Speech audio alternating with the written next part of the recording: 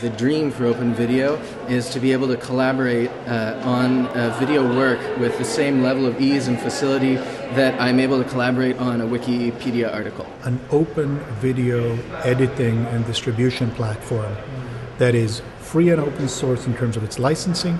For me, what I think would be really exciting to come out of this is something along the lines of a social movement. And I think the Open Video Alliance has an opportunity here to really bring those energies together and focus them and really create something amazing out of it. For those places where open source is important, how can we actually make it work in reality so that people can actually use these tools and formats?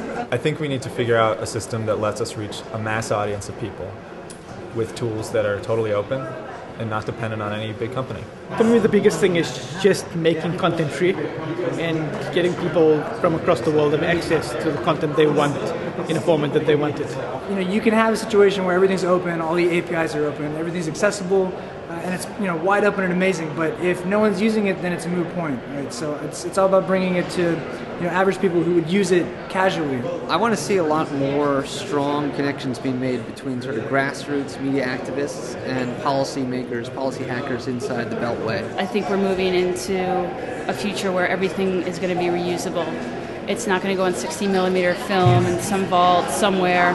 It's going to be born digital, and so people are going to expect it to be there and expect it to be used and reused. It's really hard to convince people who are working with traditional and old media, particularly documentary filmmakers, about the value of sharing their footage. This idea of being able to use popular culture in video work, and we need to be able to use that without fear of being sued every time that we're commenting or critiquing or whatever. Somebody makes something just with a web-based editor that can plug into the software I might already be using and that I'm trained to use, and the other way around, so that they might be able to take work that I've done and keep building on it. If it's going to be a movement, if it's going to succeed, there has to be cooperation. And even if we're all going in the same direction, if we haven't even talked to each other, that's not really cooperation, that's just sort of mass movement.